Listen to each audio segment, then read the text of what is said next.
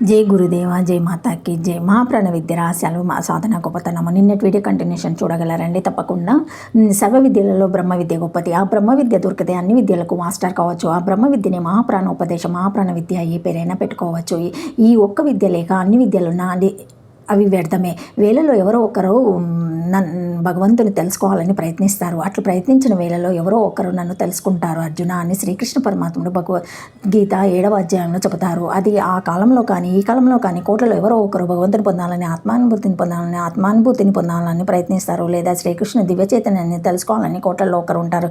గుంపులుగా ఉండరు.